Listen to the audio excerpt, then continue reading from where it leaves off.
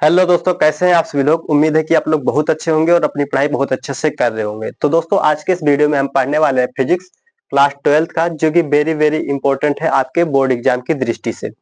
आज का जो टॉपिक हमारा रहने वाला है, ये आइंस्टीन का प्रकाश वैद्युत समीकरण रहेगा। क्या रहेगा? आइंस्टीन का प्रकाश वैद्युत समीकरण। इसको हम फिगर के माध्यम से अच्छे से समझेंगे और उसके बाद में परिभाषा के माध्यम तो समझेंगे ही, और इसका डेरिवेशन भी देखेंगे। तो बने रहिए हमारे साथ वीडियो के लास्ट तक। आइए देखते हैं दोस्तों। अब ये जो आइंस्टीन नामक वैज्ञानिक हैं, अच्छा ये बताइए, हम लोग जानते हैं कि प्रकाश जो होता है, क्या होता है? प्रकाश, सूर्य का जो प्रकाश होता है वो, उसको हम किरण ही के नाम से तो जानते हैं, लेकिन यहाँ पे आइंस्टीन नामक जो वैज्ञानिक हैं, इन्होंने पहले इसका परिभाषा देख लेते हैं। आइंस्टीन नामक वैज्ञानिक ने प्रकाश के संबंध में एक सिद्धांत प्रस्तुत किया, जिसे हम आइंस्टीन का प्रकाश वैद्युत समीकरण कहते हैं। अब क्या होता है कि जो सूर्य का प्रकाश होता है, सूर्य का, मान लेते हैं ये सूरज है, ठीक। अभी इसका जो वो होगा प्रकाश, हम लोग जानते हैं कि एक सीधी रेखा में गमन करता है। किसमें? सीधी रेखा में।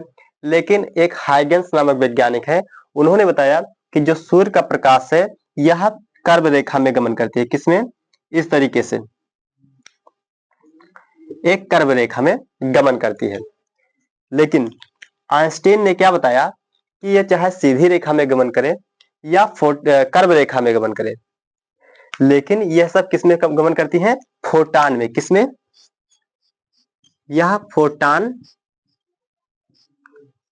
फोटान में गमन करती हैं। किसमें? फोटान में गमन करती हैं। अब इन्होंने बताया कि जो ये सूर्य का प्रकाश है, कह रहे हैं कि जो ये सूर्य का प्रकाश है, ठीक,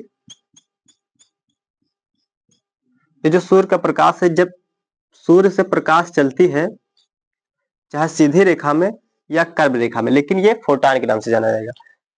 अगर पृथ्वी पर कोई सतह, धातु की सतह है, कोई धातु की सतह पे ये पड़ता है, तो क्या होता है? इसमें इलेक्ट्रॉन पाए जाते हैं। तो ये क्या होंगे? इलेक्ट्रॉन, इलेक्ट्रॉन उत्सर्जित होने लगेंगे। क्या होने लगेंगे? इलेक्ट्रॉन जो है ये उत्सर्जित होने लगेगा। आप कह रहे हैं कि जब सूर्य के से जब प्रकाश किरणें आई, ठीक, यानी इनके हिसाब से जब फोटान यहाँ पे धातु की सतह पे पड़ी, तो कुछ जो एनर्जी था फोटान का, इसमें तो लग गया। किसमें? इलेक्ट्रॉन को उत्सर्जित करने में। और जो कुछ बाकी बची, मतलब प्रकाश की किरणें थी, ये क्या हुआ? इनको इनको लग गया क्या? इलेक्ट्रॉन की गति को मेंटेन करने में, यानी कि गति को बढ़ाने में। इनकी कुछ जो प्रकाश की किरणें हैं, इनका एनर्जी लग गया, ऊर्जा कुछ इलेक्ट्रॉन को उत्सर्जित करने में, और कुछ जो प्रकाश की किरणें हैं, ये इलेक्ट्रॉन की गति को बढ़ाने में लग गई।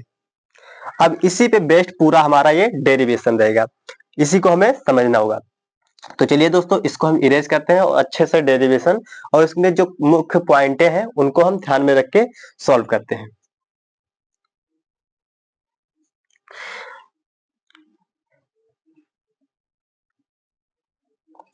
अब इसमें जो ध्यान रखने वाला बात यह है कि यह जो समीकरण है, यहाँ पे आप पॉइंट बना के लिख सकते हैं। यह समीकरण, यह जो समीकरण है, ये किस पे आधारित है? तो यह विद्युत प्रभाव पे आधारित है। यह समीकरण विद्युत, किस पे आधारित है? यह जो समीकरण है, यह विद्युत प्रकाश विद्युत, यह समीकरण प्रकाश विद्युत पे आधारित है। किस पे आधारित है? आप ऐसे बना के लिख सकते हैं, प्रकाश विद्युत, यह समीकरण प्रकाश विद्युत पर आधारित है।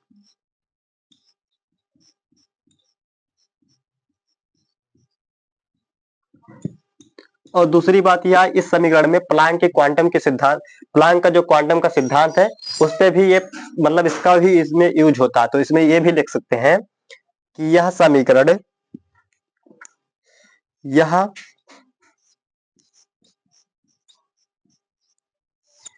समीकरण, यह समीकरण प्लांक के क्वांटम के सिद्धांत पर आधारित है। प्लांक के क्वांटम सिद्धांत पर आधारित है।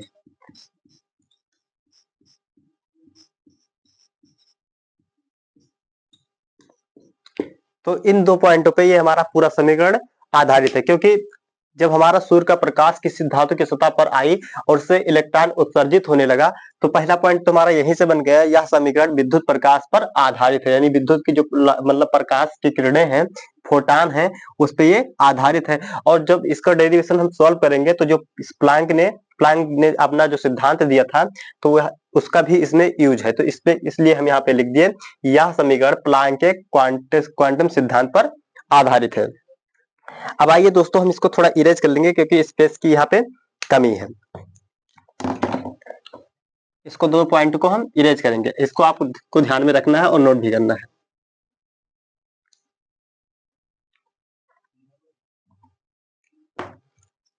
अब आइंस्टीन ने क्या बताया, तो आइंस्टीन के अनुसार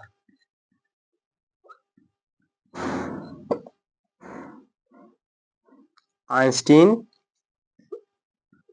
के अनुसार है तो यानी डबल इन्वर्टेड कामा में लगेगा। इन्होंने क्या बताया कि जो प्रकाश है, प्रकाश जो है यह फोटान के रूप में कार्य करता है। तो प्रकाश फोटान के रूप में कार्य करता है। किसके रूप में कार्य करता है, तो यह फोटान के रूप में कार्य करता है।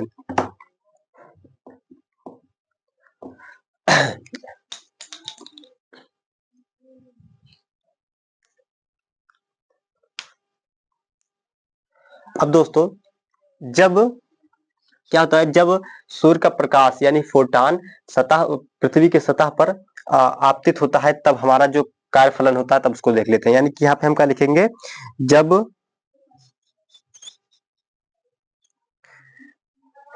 प्रकाश फोटान जब प्रकाश फोटान जब प्रकाश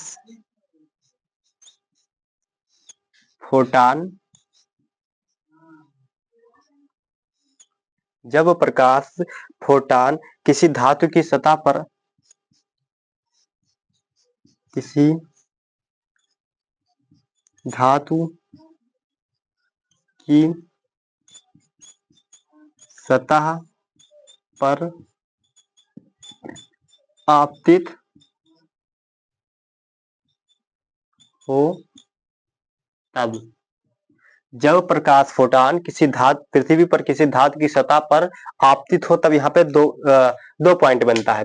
उसको यहाँ पे हम नोट करेंगे। चलिए दोस्तों, इसको आप नोट कर चुके हो तो इसको हम इरेज कर दें, क्योंकि यहाँ पे स्पेस की कमी है।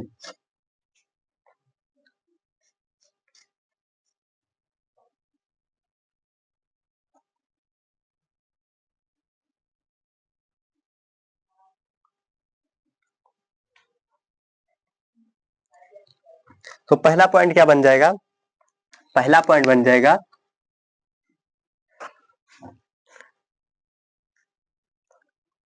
कि धातु की सतह पे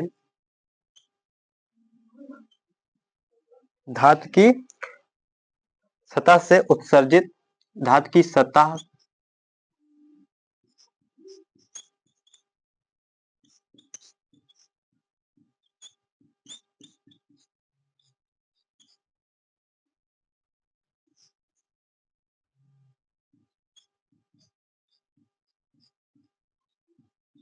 उत्सर्जित इलेक्ट्रॉन, जब धातु की सतह से उत्सर्जित इलेक्ट्रॉन होते हैं तो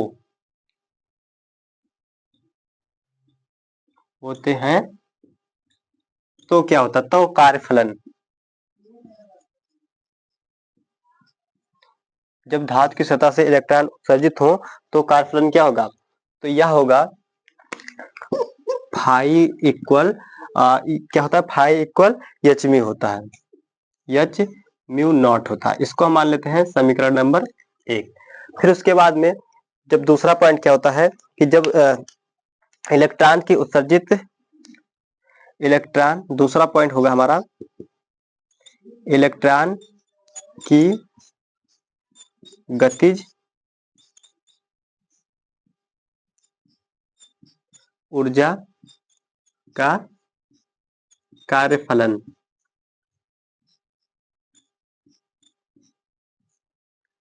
ये क्या हो जाएगा, तो ये हो जाएगा काइनेटिक एनर्जी बराबर क्या होता है, तो काइनेटिक एनर्जी बराबर होता है हाफ mv स्क्वायर। क्या होता है, हाफ mv स्क्वायर। इसको हम बोलते हैं समीकरण नंबर सेकंड। ठीक, अब दोस्तों जो तब फोटान की कुल ऊर्जा क्या होती है, फोटान की ऊर्जा होती है E बराबर फाइव प्लस के। तो यहाँ पे हम लिखेंगे तब फोटान की कुल ऊर्जा,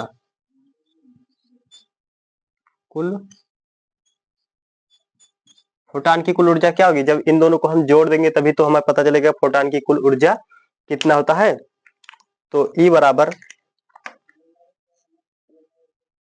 टोटल एनर्जी बराबर क्या हो जाएगा, 5 प्लस के। अब दोस्तों हम जानते हैं प्लैंक के क्वांटम सिद्धांत का जो फार्मूला होता है वो क्या होता है, तो प्लैंक के क्वांटम के सिद्धांत का जो फार्मूला होता है E बराबर hb होता है। तो यहाँ पे लिखेंगे प्लैंक के क्वांटम सिद्धांत पर, प्लैंक के क्वांटम सिद्धांत का जो फार्मूला होता है वो क्या होता है, तो वो होता है दोस्तों E बराबर hb। E इक्वल में hb क्या होता है, E बराबर hb। इसको हम बोलते हैं समीकरण नंबर 3। क्या बोलते हैं, समीकरण नंबर 3 बोल दें। सॉरी, समीकरण नंबर तो 3 यहाँ पे था, और ये क्या हो जाएगा समीकरण नंबर 4। तो हमें फाइंड करना है आइंस्टीन का प्रकाश वैद्युत समीकरण, जिसमें इनके दो जो ये बताए थे कि मतलब इलेक्ट्रॉन उत्सर्जित होने लगता है, तो ये फाइव बराबर hb हो गया। और दूसरा बताया था कि जब इलेक्ट्रॉन उत्सर्जित होता है तो उसके आधा प्रकाश क्या होता है, उसके गति मतलब इलेक्ट्रॉन की गति बढ़ाने में यूज हो जाता है। तो वहां पे हमारा जो काइनेटिक एनर्जी हुआ हाफ mv स्क्वायर हुआ। अब हम जब जानेंगे कुल फोटान, यानी इसको जोड़ेंगे तब कुल फोटान ऊर्जा बराबर क्या होगा, E बराबर 5 प्लस के, दोनों को ऐड कर देंगे तो क्या हो जाएगा, ये कुल फोटान ऊर्जा हो जाएगा। और जो क्वांटम सिद्धांत जो है उनका जो फार्मूला था E बराबर hb था। अब हम क्या करेंगे, समीकरण नंबर 3 में, समीकरण नंबर 3 में सभी 1, 2 और 4 सभी फार्मूलों को क्या करेंगे, ऐड कर देंगे। तो यहाँ पे हम लिखेंगे, यहां से क्या लिखेंगे, समीकरण 3 में समीकरण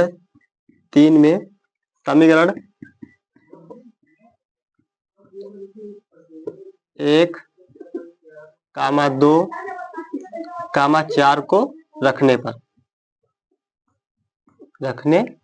आइए रख के देख लेते हैं।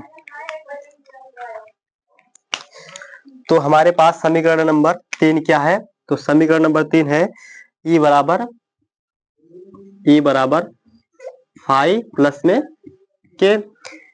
तो E बराबर यहाँ पे क्या है, hb है। E बराबर आप देख सकते हैं E बराबर क्या है, hb। तो E के बराबर यहाँ पे क्या लिखेंगे, hb, और बराबर में 5 बराबर क्या है, 5 बराबर क्या है, h म्यू नॉट। तो यहाँ पे लिखेंगे h म्यू नॉट प्लस में k बराबर क्या है, तो k बराबर यहाँ पे आप देख सकते हैं हाफ mv स्क्वायर है। क्या है, हाफ mv स्क्वायर। तो यहाँ पे लिखेंगे हाफ mv स्क्वायर।